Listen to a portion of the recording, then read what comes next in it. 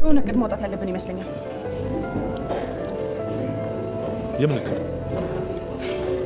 የምን እቅድ ይመስላል? አክስቴን ጥለን እኛ የምንነግስበት እቅድ ነው። ማን ነው?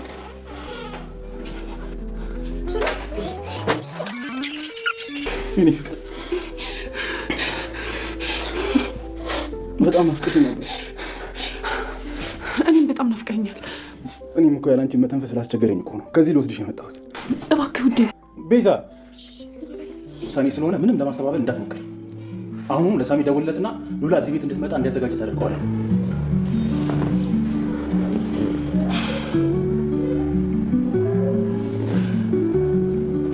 ሱራፌል እባክህ አይሆንም።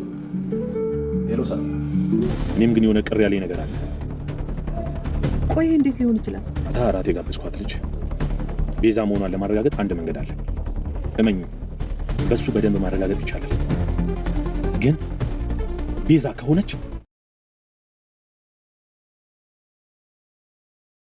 ቤዛ ከሮቤል ጋር የራት ፕሮግራም እንደነበራት ሲሰማ ሱራፌል ሳሚን ደብድቦትና እጅግ በጣም ተናዶ እቤት ድረስ ተተት ብሎ ሄዷል።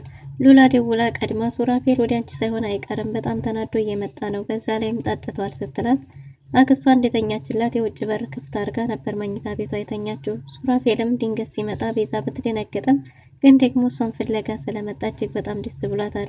ሱራፌልም እዚህ ቤት በጭራሽ ትቼሽ አልሄድም፣ ስለዚህ እኔ ጠላቴ ሚስቴን እያማገጠ ዝም ማለት አልችልም፣ ይዤሽ ነው የምሄደው፣ እንደዛ ማታደርጊ ከሆነ ግን እውነቱን እዘረግፈዋለሁ እያለ ነው። በሌላ በኩል ዘርፌ የቤዛ ሁኔታ ሉላ አለመሆኗን ያጠራጠራት ይመስላል። እንዴ ከምን ጊዜውም በጣም ተለየሽብኝ እያለች ነው። እና እሷ ጋር እሺ ብላ ሀሳቧን ከተስማሙ በኋላ ነገር ግን ከሮቤል ጋር ተገናኝተው እያወሩ ነበር። ሮቤልም እኔም ቢሆን ተጠራጥሬያለሁ፣ የሆኑ የሚያጠራጥሩ ነገሮች አሉ እያለ ነው። ወይዘሮ ዘርፌም እንግዲህ ለኔም በጣም ብዙ ነገሯ የተለየ ነው፣ ለዛ ነው ጥርጣሬ ስላደረብኝ ነው ስትለውም ጥርጣሬያችንን ለማጣራት ቤዛ መሆኗን ለማወቅ አንድ ነገር አለ ብሏል። እሱም ምንድነው? በእሱ አረጋግጬ ግን ቤዛ ከሆነች ብሎ እየዛተ ነው ሮቤል። እንግዲህ ሱራፌልም በጭራሽን የዚህ ቤት ጥየሽ አልሄድም፣ እንድረዳሽና እንድረዳሽ ከፈለግሽ አንቺ የጀመርሽውን ሉላ ተጨርሰው፣ እርግጠኛ ነኝ እስካሁን ድረስ ሮቤል አንቺ ጋር እንደነበረ ራቱ አውቋል። ስለዚህ በጭራሽ አንቺ አሰሪውም በታማኝነት አሁንም ለሷውን ተውና ሉላ ተስራው ብሎ እንግዲህ በሉላ ሊጨረስ ተስማምተዋል ማለት ነው። ቤዛ ባትስማማም ሱራፌል ግን ለሳሚ ደውሎ ሉላን አዘጋጅቶ ወደ ቤት እንዲልካት ነግሮታል ማለት ነው። ሳሚም በሐሳቡ ተስማምቶ እሺ ብሏል። ግን ደግሞ ሉሲ የራሳችንን ህይወት መች ነው የምንኖረው እያለች ሳሚ ጋር ጭቅጭቅ ተፈጥሯል። ሰላም ውድና የተወደዳችሁ ውድ ቤተሰቦች እንደምን አላችሁ? በያላችሁበት የዓለም ዳርቻ ሰላማችሁ በዘት ተርፍ ይበልን እያለን ዛሬም በአዲስ መተናል። በቅንነት ላይክ፣ ሼር፣ ሰብስክራይብ ማድረጋችሁን አትርሱን። ቤዛ ተከታታይ ድራማ በባለፈው ክፍል እንዴት ተመለከት ነው እንግዲህ ቤዛ ከሮቤል ጋር የራት ፕሮግራም ነበራት። እናም እንግዲህ ሮቤልና ቤዛ የነበራቸውን ቆይታ ከሞላ ጎደል ማለቴ ወደ ራት ፕሮግራሙ ለመሄድ የነበራቸውን ዝግጅት ተመልክቶ ስለነበረ ሳሚ በእንደዛ ሁኔታ እንደዛ ዝፋ ፍትሽ ብላ ዘንጣ ወጣማ በሰላም አይለቃትም። ቤዛ መሆኗን ካወቀ ደግሞ እዛው ሊገላት ነው ብሎ በጣም ተጨናንቆ ነበር። እና ሳሚን በጣም ተጨንቆ ስለነበረ ወደ ቤት እየለፈለፈ ሄዷል ማለት ነው። ሱራፌልም ሰክሮ እየተወላገደ ቢገባም ግን ደግሞ እንቅልፍ አልወሰደውምና ሳሚ ያለውን ነገር አንድ በአንድ እየሰማ ነበር። ሳሚም ያየሁት ነገር በጣም ነው እንትን የሚለው ይሄ ነገር ቤዛ መሆኗን ካወቀ እያለ እየተጨናነቀ ነበር። የዚህ ሁሉ ሀሳብ አመንጭ ደግሞ እኔ ስለሆንኩ እኔ ነኝ ጥፋተኛው እያለ ደግሞ ልጠብቃትም ሆነ ላዲናት አልቻልኩም።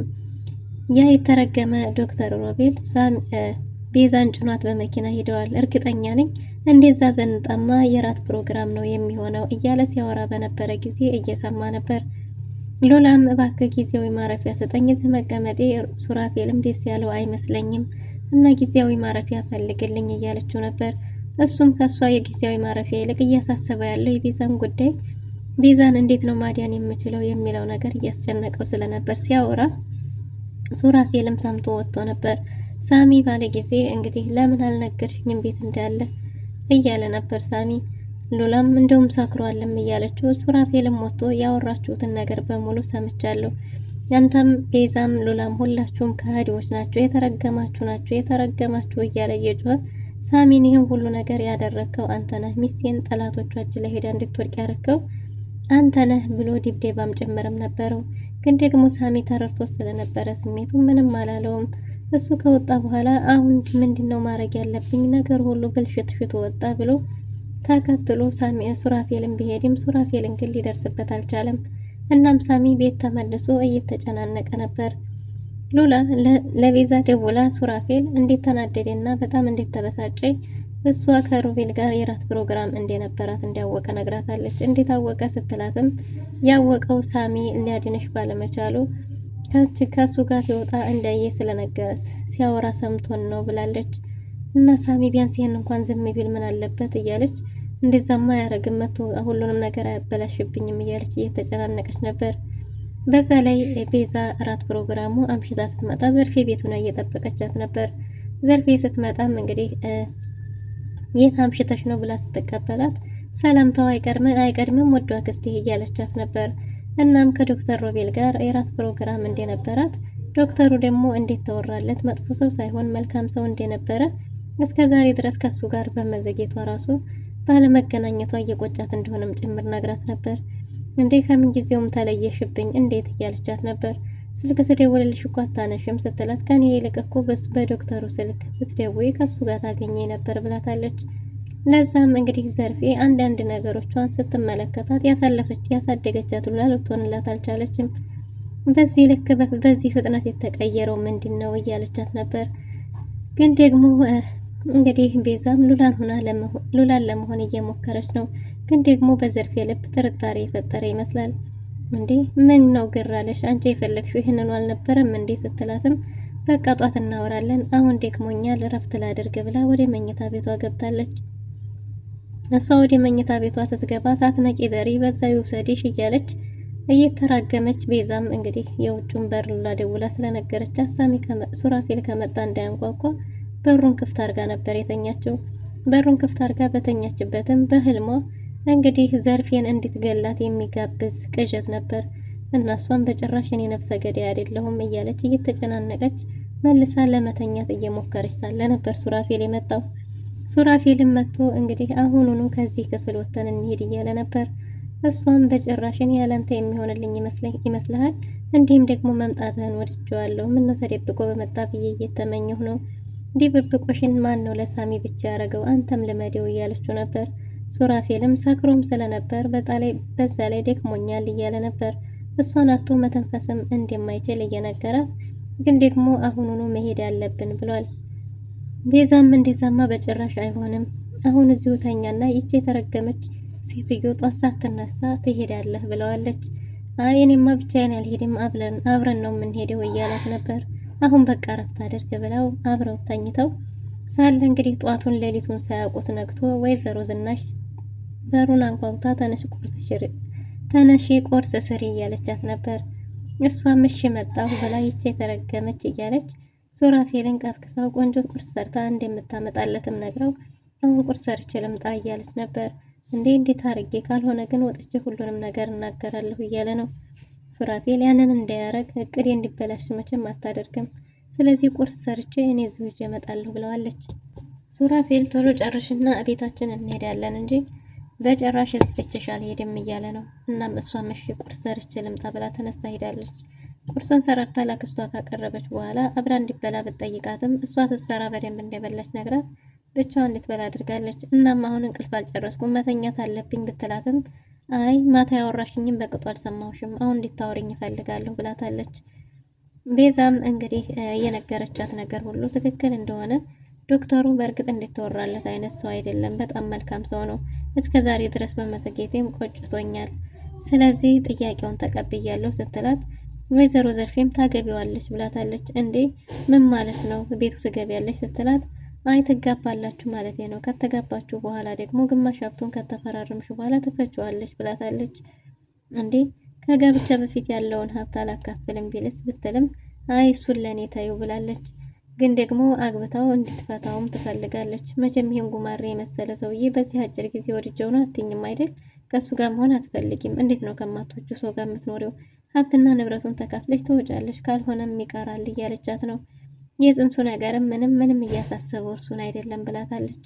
እሷም በሀሳቧ ያው ባይዋጥላትም ከመስማማት ውጭ ሌላ አማራጭ ስለሌላት እሺ ብላለች። እና አሁን መንጃ ፈቃድ ላወጣ ስለሚሄድ ሳይረፍድብኝ ሊሄድ ብላለች። እናም እንግዲህ በዚህን ጊዜ ምናልባት መንጃ ፈቃዱን ካመጣው በኋላ መቻችን አዲስ መኪና ይገዛልናል እያለች እየተመጻደቀች ነው። ከሄድሽበት አትመለሽ እያለች እየተራገመች ሸኝታታለች። ቤዛ ምግቧን ይዛ ወደ ሱራፌል ጋር ብትሄድም ሱራፌልም ወይኔ ሱራፌል መጨረሻ ድብብቆሽ ሆን እያለ እየተናደደ ነበር።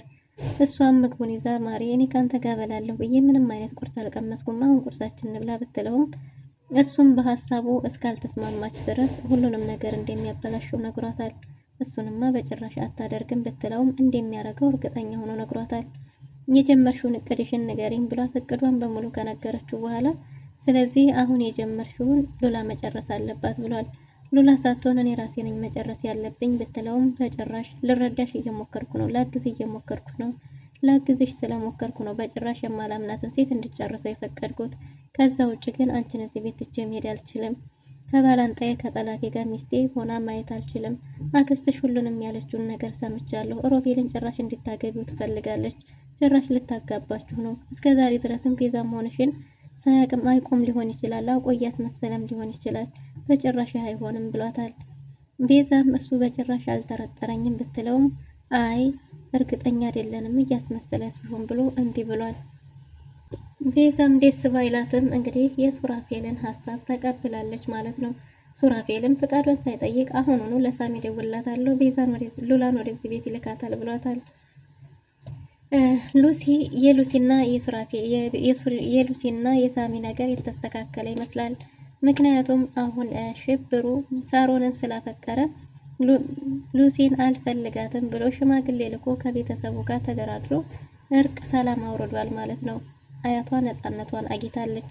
በዚህም ደስ ብሏት በጣም ደስ ብሎኛል ብላ በደስታ በፈገግታ ተሞልታ ወደ ቤት ስትመጣ ሳሚ ግን ያን ያህል ደስተኛ አልነበረም። ምክንያቱም የቤዛ ጉዳይ እያስጨነቀው ስለሆነ ሉሲ ደግሞ ይሄ ነገር ረብሿታል። እስከ መቼ ድረስ ነው ለሰው የምትጨነቀው? የራሳችን ህይወት የምንኖረው መቼ ነው? ብዙ ሀሳብ እኮ አቅደናል እያለች ነው። እናም እንግዲህ ሽብሩ በሳሮን ቁጥጥር ስር እንደሆነም ጭምር ተናግራለች። እናም እንግዲህ ሳሚ የቤዛን ነገር ባለ ጊዜ እስከ መቼ ድረስ ነው ስለ ሰው? አሁን ለጊዜው ምግቡን ትቻለሁ፣ እስከ ቀጣይ ግን ምናልባት ቤትህንም ልብህንም ትቼልህ ልወጣ እችላለሁ እያለች እያስፈራራችሁ ነው። ሳሚም የቤዛ ነገር በቅጡ ሳይሆን የራሴ ህይወት አይኖረኝም፣ ቤቱንም ይሄን ለነሱ ለቀንላቸው ትንሽ ቤት እዚሁ ጎረቤት እንከራያለን እስከሚለይለት እያለ ነው። ሉሲ ግን እስከ መቼ ነው እኔ መጥፎ ሴት አንተ መልካም ሰው ሆነህ የምንኖረው? ቢያንስ የራስ ህይወት የሚባል ነገር አለ እያለች ነው። ግን ደግሞ ሳሚ የቤዛን መጨረሻ ሳያውቅ የራሱን ህይወት የሚጀምር አይነት ሰው አይመስልም። በሌላ በኩል ዘርፌ መንጃ ፈቃድ ብላ ሄደችው ዶክተር ሮቤል ጋር ነበር። ሮቤል ጋር የተፈጠረውን ነገር ሁሉ እያወሩ ነበር። ቤዛ ናት ሉላ ናት ብሎ ማመን አቅቶኛል፣ ምክንያቱም ባህሪዋ ሁሉ ተቃይሮብኛል፣ የተለየ ነገር እያየሁ ነው ስትለው ዶክተር ሮቤል ላይም ጥርጣሬ የፈጠረ ነገር እንዳለ ተናግሯል። ግን ደግሞ ማረጋገጥ እንችላለን በአንድ ነገር ብሏል። እሱም ምንድነው እንግዲህ ወይ የጽንስ ምርመራ ማለት የእርግዝና ምርመራ ካልሆነ በስተቀር ሌላ ምንም ሊለያቸው የሚችል ነገር የለም። ነገር ግን አንድ መንገድ ያለኝ፣ ይሄ መንገድ ደግሞ ቤዛ ሁና ካገኘኋት እያለ ዶክተር ሮቤል እየዛተ ነው ማለት ነው። እና እንዲያቀደውስ ቤዛ ሁና ካገኛትስ ምን ሊያደርግ ነው? ሉላስ ደግሞ ሱራፌል ቤዛን ይዞ ሉላን እዛ ቤት የተካ ይሆን? ምን ሊፈጠር ይችላል የሚለውን በቀጣይ ይዘን የምንመጣ ይሆናል። ለዛሬ የነበረን ቆይታ ይህን ይመስል ነበር። መልካም ጊዜ